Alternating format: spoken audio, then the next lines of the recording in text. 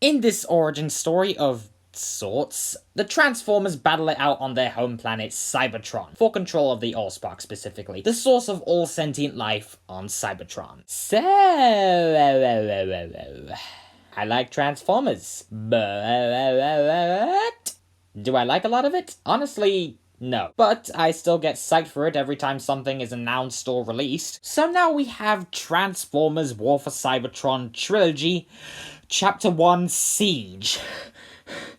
Which, as you can tell by that mouthful of a title, is the start of a trilogy of TV seasons. I don't know why they didn't just call it Season 1 instead of Chapter 1, but Rooster Teeth made this, I didn't, so screw me, I guess. This show really surprised me. It's a show that portrays its characters, explores different themes, and goes in directions that I honestly did not expect. It's very ambitious, bold, and a very original take on the Transformers, and all I can say is thank you. I've been waiting for something like this to happen with the Transformers, and while there are certainly ideas and inspiration that's been taken from the other films, TV shows, and video games, it takes those things as well as its own ideas and turns this story into something completely new that we haven't seen from Transformers. For one, this show is considerably darker than something like the original cartoon or the more recent Robots in Disguise show. It's a show that deals with death and betrayal, and it deals with both of those things in a very in-depth and brutal way. There's a lot of brutal imagery and sequences, but I don't think it's really there so that the filmmakers can be like, ooh, look at us, we made a Transformers show that's super duper freaking dark. It's about the war for Cybertron, and it definitely doesn't shy away from showing us the brutality of this war, how it's affected the characters, how it's affected this world, and how the characters are dealing with the effects of the war. That was particularly fascinating to me because there are a lot of scenes where the characters will discuss the whole point of the war, why they're doing what they're doing, and why they chose the side they're fighting for, and if they're doing the right thing, or even if they're on the right side. Those scenes were enthralling, and it was really cool to see characters doubt themselves and question what they were doing because it added a lot of complexity to them. That's why I really like this version of Optimus Prime. He's at a point in the war where he's still figuring out how to be a leader and how best to win this war, so he's a little doubtful of himself. I'm really happy that this is the direction they took this character because it adds a lot of complexity and layers to the character. He's younger and more stubborn, and I really like the arc that they're setting up here because whereas before Optimus has been portrayed as a stoic, fearless, selfless,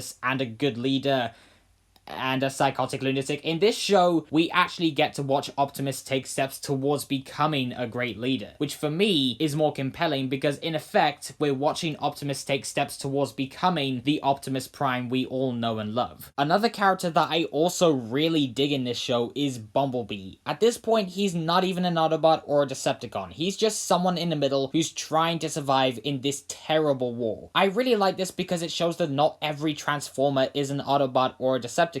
Those are just sides of a war, and some Transformers aren't really either of those. They're just out there doing their own thing. It's through Bumblebee that we're introduced to Cybertron outside of the war between the Autobots and the Decepticons, and while I wouldn't say it's explored too heavily, I definitely was intrigued, and I really want to see more of that side of Cybertron. I love the war aspect of Transformers, don't get me wrong, but now I really want to see more of this stuff, as well as the war stuff. Talking of character stuff, I really like how it showed that both sides of this war think that they're right. They both see themselves as the good guy. That was really surprising, and I loved how their differing ideologies were explored, so you really understand how and why they see themselves that way. As well as the conflict between the two opposing sides, there's also conflict amongst the characters. Not all the Autobots agree with each other in terms of how to fight this war, and not all the Decepticons agree with each other in terms of how to fight this war. I mean, heck, a character will be on one side of the war, but they're not necessarily a bad guy or a good guy. They just believe in what they're fighting for, and they believe it's right. And in some cases, they'll even speak up against their superiors if they think they're going too far. It's such an interesting idea that's very rarely been explored in Transformers media before, and I gotta say, the way they handled all this stuff in this show was both unexpected and brilliant. Just because a character is on one side doesn't mean they necessarily agree with their leader, and because of that, it also presents the idea that it isn't just about winning, it's about how you win. It argues that sometimes it's better to lose with honor than to win as,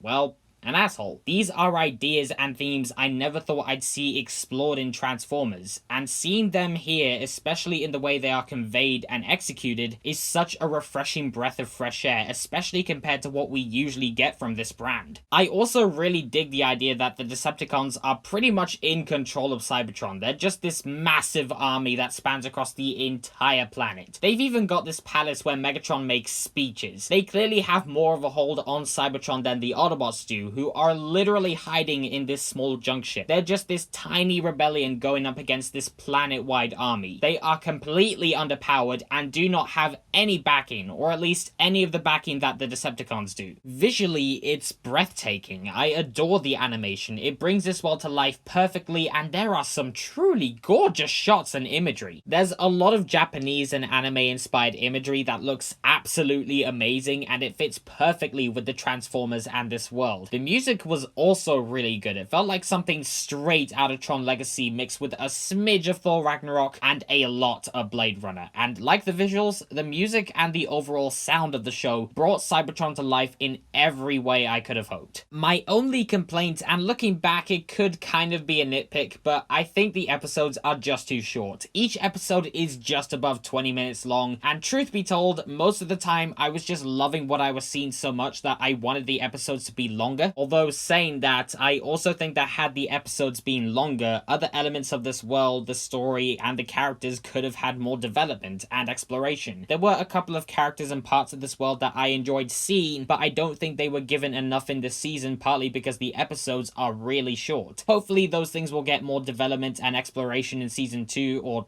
chapter 2, whatever. On the whole, I really like this show. It's a great setup for a potentially amazing 3-part story, but this season also does what all great first seasons do, and that is set up the next season while also being a great first season with great characters, compelling storytelling, interesting ideas, and themes. Transformers War for Cybertron Trilogy, Chapter 1, Siege, gets a 9 out of 10. Why the fuck is that title so long? So that was my review of Transformers War for Cybertron Trilogy, Chapter 1, Siege.